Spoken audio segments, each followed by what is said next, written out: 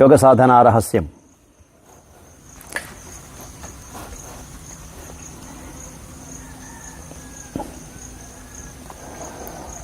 నాలుక ఇంద్రియం.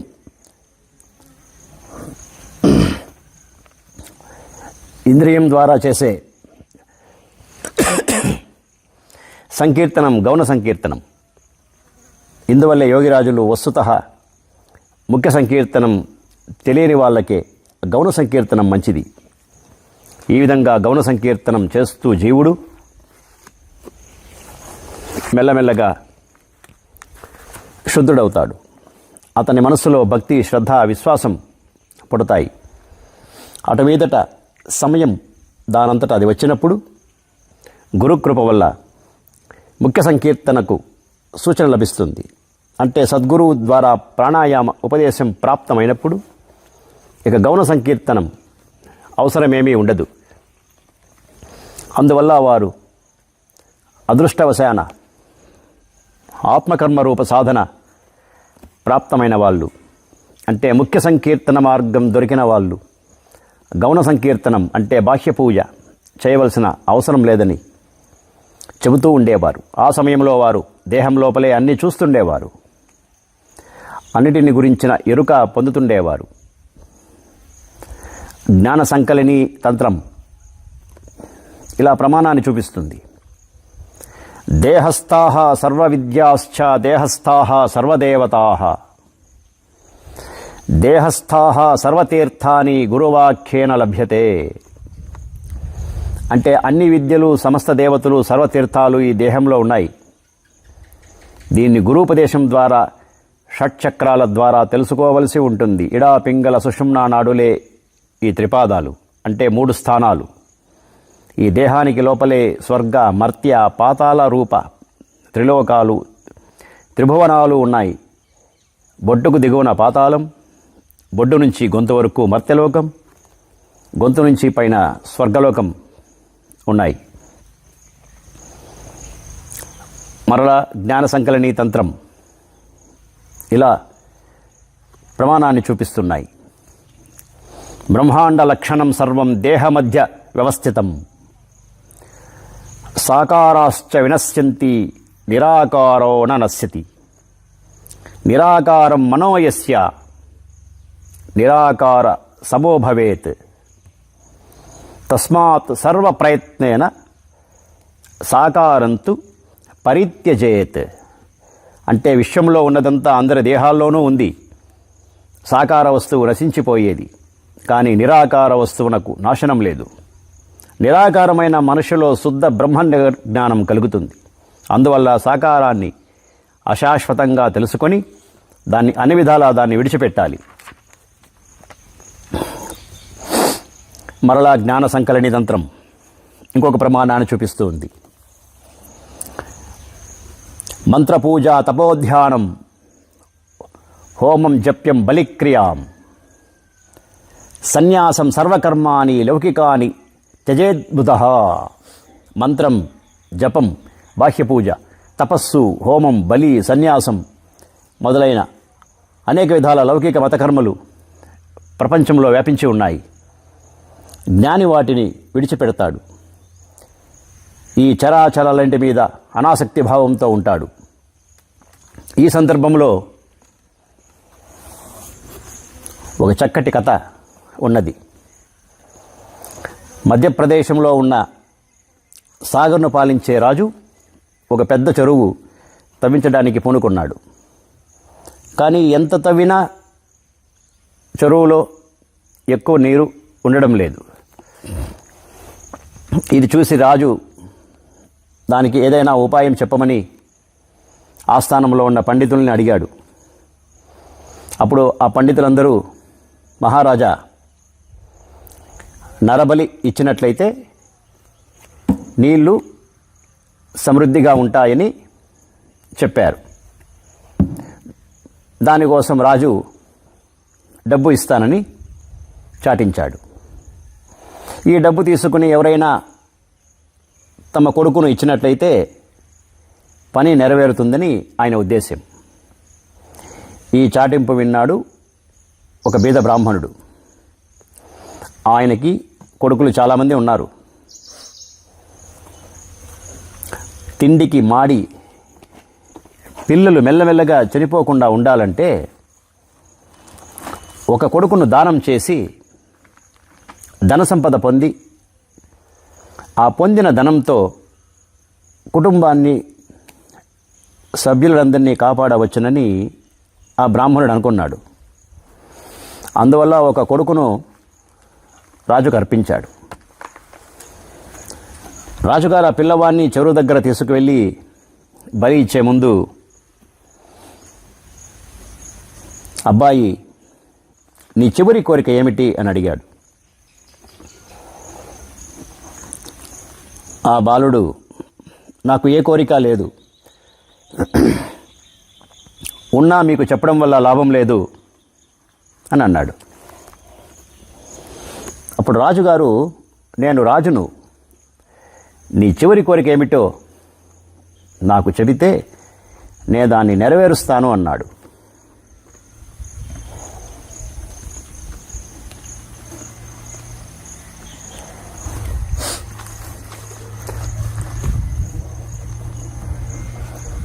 మాతాపిత ధన్కే లోభీ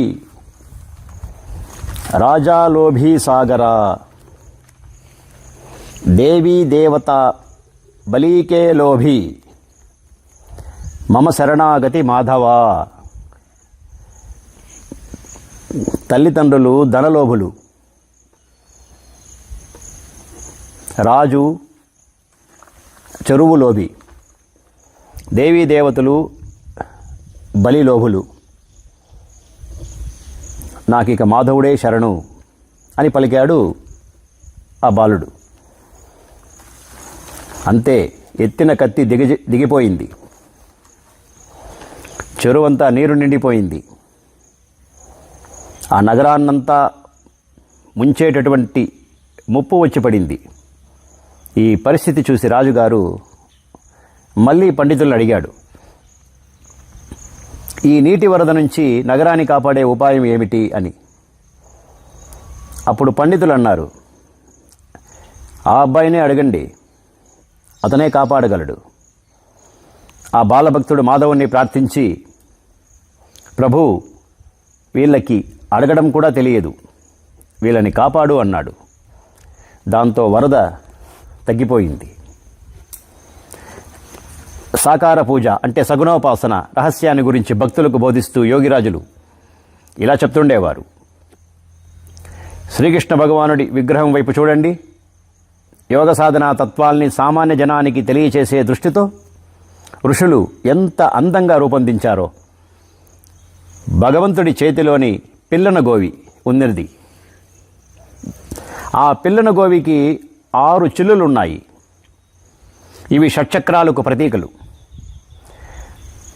ఆ పిల్లన గోవికి పైవైపు మరో చిల్లి ఉన్నది, అది సహస్రారానికి ప్రతీక. ఆ పిల్లన గోవిని గాలి ఊది మోగిస్తారు. ఈ షట్చక్రాల్లో అంతర్ముఖంగా ఉండే వాయుక్రియ రూపమైన ప్రాణాయామానికి ఇది ప్రతీక. ఈ ప్రాణాయామం చేస్తుంటే కూటస్థుడి దర్శనం కలుగుతుంది. ఆయన తలకు చూడండి, అందమైన నెమలి ఈక ఉంటుంది. ఈ నెమలి ఈక మీది కన్ను కూటస్థుడికి ప్రతీక. శ్రీకృష్ణ భగవానుడు త్రిభంగ మురారిగా నిలబడ్డాడు. త్రిభంగ రూపం అంటే 3 వంపులు ఉన్నది. జాగ్రత్తగా చూడండి. జిహ్వా గ్రంథి, హృదయ గ్రంథి, మూలాధార గ్రంథి అంటే వరుసగా బ్రహ్మ, విష్ణు, రుద్ర గ్రంథుల భేదనకు ఇది ప్రతీక. ఎడమకాలి మీద పూర్తిగా బరువు మోపి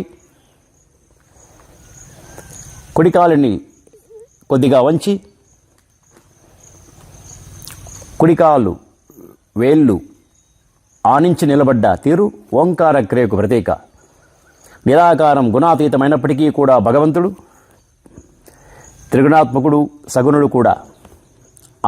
ఇదే ఆయన త్రిభంగ రహస్యం. ఈ విధంగా భగవంతుడి విగ్రహం ద్వారా సంపూర్ణ యోగతత్వాన్ని ఎరుకపరచడం జరిగింది. ఈ ప్రకారంగా శ్రీకృష్ణుని కొలిచేవాడే నిజమైన కృష్ణభక్తుడు. ఈ విధంగా దుర్గామాత విగ్రహం ద్వారా, ఆమె 10 చేతులు ప్రతీక ద్వారా సాధకుడు తన 10 ఇంద్రియాలను లేదా 10 ప్రాణాలను ఏ విధంగా అదుపులో ఉంచుకుంటాడో నిరూపించారు. 10 ప్రాణాల అంటే 10 వాయువుల పేర్లు ఇవి: ప్రాణ, అపాన, వ్యాన, ఉదాన, సమాన 5 ముఖ్య పంచప్రాణాలు. నాగ, కూర్మ, కృకర లేదా కృకల, దేవదత్త, ధనంజయ 5 ఉప ప్రాణాలు. ఈ 5 ప్రాణాల 5 ఇంద్రియాల ద్వారా అన్ని పనులు జరుగుతూ ఉన్నాయి. దుర్గాదేవి పాదం దగ్గర ఆమె అదుపులో ఉన్న సింహం కామ దమనానికి అంటే కోరికను అణిచివేయడం దానికి ప్రతీక. దాన్ని ఆమె నాశనం చెయ్యదు సృష్టి కార్యానికి, అది తప్పనిసరి కాబట్టి. ఇందువల్ల దాన్ని తన వశంలో ఉంచుకుంది. ఆమె అసురుణ్ణి చంపింది. అసురుడు క్రోధానికి ప్రతీక. సాధకుడు కూడా క్రోధాన్ని చంపుకోవలసిందే. పక్కన లక్ష్మీదేవి ఉన్నది. ఆమె వాహనం గుడ్లగూబు కూడా ఉన్నది. సాధన చేస్తుండగా సాధకుడికి లక్ష్మీ ప్రాప్తి కలిగినప్పుడు అతన్ని హెచ్చరించడానికి ఉపకరించేది ఈ గుడ్లగూబ ప్రతీక. సాధకుడి స్థితి ఎప్పుడూ గుడ్లగూబ మాదిరిగా కాకూడదన్నదే ఈ హెచ్చరిక. గుడ్లగూబ దివాంతం అంటే దానికి పగటిపూట ఏమీ కనిపించదు. అది రాత్రించరం. చెప్పవచ్చేది ఏమిటంటే ధనప్రాప్తి కలిగిన తరువాత గుడ్లగూబ లాంటి స్థితి రాగలదని. దీన్ని ఉద్దేశించే ఇలా చెప్తూ ఉంటారు: కనక్ కనక్తే సౌగుని మాదక కథ అధికాయ్ ఎక్కా బౌరాత్ హై వహీ పాయే బౌరాయ్. అంటే బంగారం, ఉమ్మెత్త ఈ రెండింటి విషయంలోనూ జాగ్రత్తగా ఉండాలి. ఉమ్మెత్తను తింటే పిచ్చెక్కుతుంది, కానీ బంగారాన్ని చూస్తేనే పిచ్చెక్కుతుంది. దాన్ని తినవలసిన అవసరం లేదు, అందులో అంత మత్తు ఉందన్నమాట.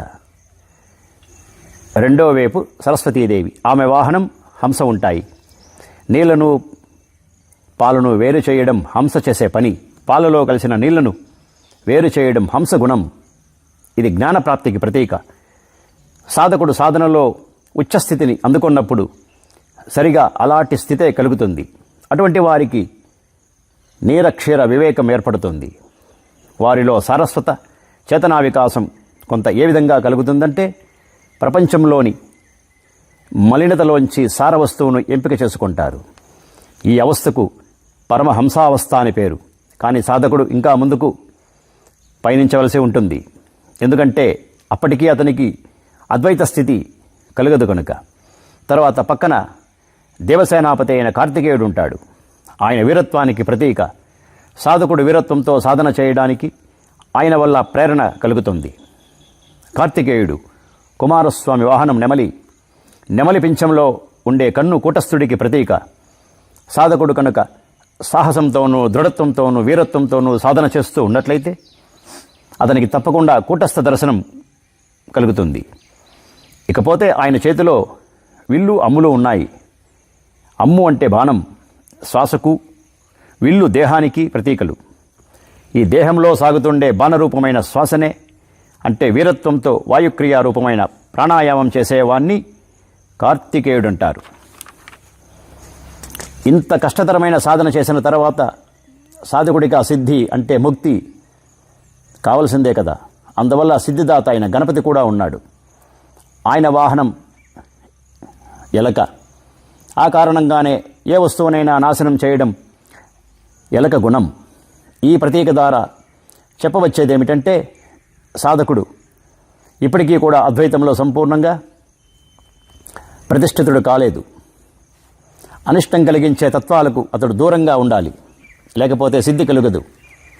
ఆ తర్వాత అందరికీ పైన శివుడు ఉన్నాడు.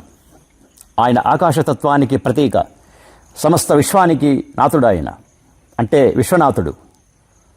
అయినప్పటికీ ఆయనకి ఉండడానికి చోటు ఏదీ లేదు. అంటే సాధకుడు పూర్తిగా ఆకాశతత్వ అంటే అద్వైత భూమి మీద ప్రతిష్ఠితుడైనప్పుడు ఆ స్థితిలో అతనికి తనదనేది అంటే స్వాధికారం ఏదీ ఉండదు. ఆయనకు బట్ట లేదు, శరీరమంతా బూడిద పూసుకొని కూర్చున్నాడు. అంటే సాధకుడిలో ఈ విధమైన త్యాగభావన పుడుతుందన్నమాట. ఆయనకు ఒక చేతిలో డమరకం ఉన్నది, దానికి రెండు వైపులా సమానమైన వాద్యధ్వని వస్తుంది. అది ఓంకారానికి ధ్వనికి ప్రతీక. సాధకుడు ఓంకార ధ్వని వింటూ తన్మయత్వంలో ఏకాకారుడైపోతాడు. ఆయనకు రెండో చేతిలో త్రిశూలం ఉన్నది. ఇది సత్వ రజస్తమో గుణాల మూడింటికి ప్రతీక. అంటే సాధకుడి త్రిగుణాతీతావస్థకు ప్రతీక. ఆయన మొలకు మెడకు సర్పమాలలున్నాయి. ఆ మాల హింసకు ప్రతీక. దీని తాత్పర్యం ఏమిటంటే ఆ స్థితిలో సాధకుడు హింసావృత్తిలో అన్ని రకాల ఇంద్రియాలను అణచి పూర్తిగా అహింసావస్థను పొందాడన్నమాట. శివుడి వాహనం ఎద్దు, దీనికి ధర్మమని అర్థం. దాని 4 కాళ్ళు ధర్మ అర్థ కామమోక్షాలు. ఇవి ధర్మానికి ముఖ్యమైన శ్రేష్టమైన 4 పాదాలన్నమాట. చతుష్పద రూపంలో ధర్మానికి ప్రతీక ఉంది. అందుకే మనోరహస్యం ప్రమాణాన్ని ఇలా చూపిస్తున్నది. చతుష్పాత్ సకలో ధర్మ సత్యం చైవ కృతయుగే నా ధర్మేణ గమ కశ్చిన్ మనుష్యాన్ ప్రతివర్తతే. ఈ విధంగా శివుడు శూన్యతత్వానికి ప్రతీక. సాధకుడు శూన్యతత్వంలో నిలదొక్కున్న తరువాత జీవన్ముక్తావస్థ పొందుతాడు. శూన్యమంటే ఏదీ లేకపోవడం, ఏదీ లేని ఈ అవస్థే బ్రహ్మం. ఈ విధంగా సమస్త దేవతాతత్వాల జ్ఞానము పొందిన మీదటే సిద్ధి అంటే ముక్తి కలుగుతుంది. యోగిరాజులు ఇలా చెప్పారు. హృదయమే జబ్ అపాన్ వాయు ఆవేదస్ ప్రకార్కే అనహత్ సునావే చిం చిం చిం క్షుద్రఘంట సంక్రిస్తాల్ మురళీ పఖావజ్ నహివత్ దీర్ఘఘంట. బయట చేసే స్థూల పూజలో ఎన్ని రకాల బాజాలు వాయిస్తారో అవన్నీ అంతర్వాద్యానికి ప్రతీకలు. యోగులు వీటిని వింటారు. వారింకా ఇలా రాశారు. काशर का आवाज हुआ, गले में चीनी के माफिक मीठा मालूम हुआ, आंखें के सामने बिजली चमक के लगना, ओंकार का ध्वनि बहुत देर तक सुना. కంచు గంట ధ్వని వినిపించింది. గొంతులో పంచదార లాంటి తీపి తగిలింది. కళ్ళెదురుగా మెరుపులు మెరిశాయి. చాలాసేపటి దాకా ఓంకార ధ్వని విన్నాను. మళ్ళీ రాశారు. రగ్కే దోనోం ने स्तर के एक आवाज निकस्ता उची का नाम अनहद बाजा उच्चे छोटा वायु जो कि ऊपर के कोटिछे गावा पर चटके मालूम होता है, हमेशा ऐसा सुनाई का सुर देते हैं, उच्चे कुछ कम और आवाज है, यह मालूम होता है कि बहुत छे आदमी इस तरह एका कासर घंटा बाजा रहे, बड़ा घंटा का आवाज से भीतर पीछे मालूम हुआ. అంటే నాడికి రెండు వైపుల నుంచి ఒక ధ్వని వెలువడుతోంది.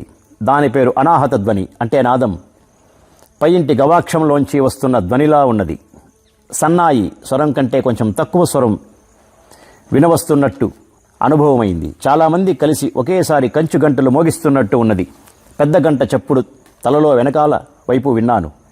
యోగిరాజులు ఇలా అన్నారు.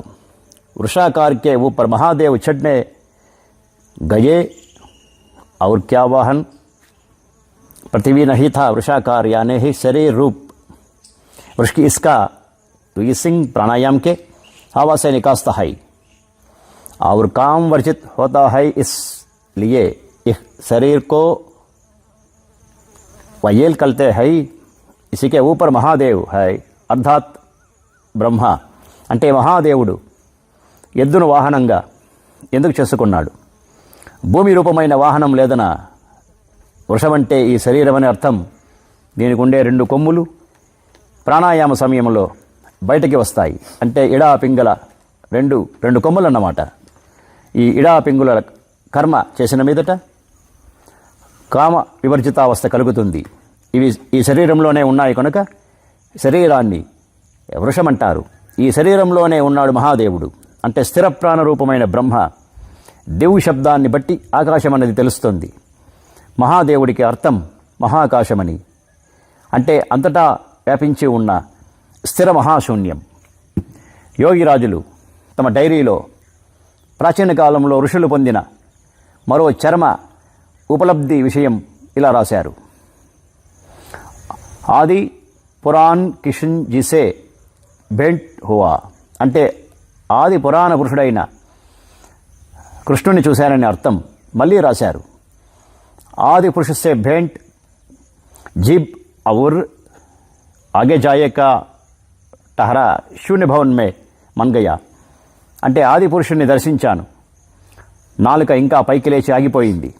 ఈ ప్రకారంగా కెచరి సిద్ధి కలిగింది. మరి మనస్సు శూన్యభవనంలోకి ప్రవేశించింది. శూన్యమంటే ఏమీ లేదని, ఈ ఏమీ లేని అవస్థలో అంటే మహాశూన్యంలో మనస్సు కుదురుకుంది. కేవల కుంభకం కలిగితే ఈ స్థితే ఏర్పడుతుంది. దీన్ని ఖేచరి సిద్ధి అని కూడా అంటారు. ఈ శూన్యావస్థ విషయంలోనే వారు మళ్ళీ ఇలా రాశారు. శూన్య అసలు చీజ్ హై సాసా భీతర్ భీతర్ చల్తా హై. ఈ శూన్యమే సత్యం అంటే బ్రహ్మం. ఎందుకంటే అక్కడి నుంచే అన్నీ ఉత్పన్నమవుతాయి, అందులోనే మళ్ళీ అన్నీ లయమవుతాయి. వారు ఇంకా ఇలా రాశారు. సూర్య శూన్య హై శూన్యమే మిల్జానా హై. ఆత్మసూర్యుడే శూన్యం, ఆ శూన్యంలోనే కలిసిపోవాలి, అందులోనే లయమైపోవాలి. हम ही आसमान का सूर्य रूप हम छोड़ाए दूसरा कोई नहीं, वो कहता है सब छोड़ाए के बैठो. ये मजा मैथुन का पर ये सिर तक होता है. जो शून्य भीतर सोई बाहर आप सिर्फ शून्य हो जाना है. నేనే మహాశూన్యపు ఆత్మస్వరూప సూర్యుణ్ణి, అక్కడ నేను తప్ప మరెవరూ లేదు. సోహం సోహం. ఇప్పుడు ఇంద్రియ సంఘంతో సహా అన్నిటినీ విడిచిపెట్టేసి చడీ చప్పుడు లేకుండా కొద్దిసేపు ధ్యానంలో కూర్చుందామని లోపల నుంచి ఆదేశం వస్తుంది. ఈ స్థితిలో మైథునం మాదిరి ఆనందం ఒకటి పాదాల నుంచి శిరస్సు దాకా కలుగుతోంది. నేను మహాశూన్యానికి లోపల చూస్తున్నదే బయట కూడా చూస్తున్నాను. అంటే లోపల వెలుపల అన్నీ ఒకటిగా అయిపోయాయి. అంతటా ఆ మహాశూన్య రూప బ్రహ్మను చూస్తున్నాను. ఇప్పుడు నా ఉనికిని కూడా వదిలేసి సంపూర్ణంగా శూన్యమైపోవాలి, మహాశూన్యంలో కలిసిపోవాలి. ఈ పురాణ పురుషుడు, పురాణ కృష్ణుడు అంటే ఆది పురుషుడు ఎవరు? ఈ విషయంలో గీతలోనూ ఉపనిషత్తులోనూ ఇలా చెప్పారు. అజో నిత్యం శాశ్వతోయం పురాణో అంటే శాశ్వతుడైన వాడు, తనకు ముందు మరెవరూ లేనివాడు ఆయన. ఆయన చిరకాలం నుంచి ఉన్నాడు, ఉంటూనే ఉంటాడు. మార్పు లేనివాడు, నశింపు లేనివాడు, పుట్టుక లేనివాడు, అమరణ ధర్ముడు ఆ పురాణ పురుషుడే.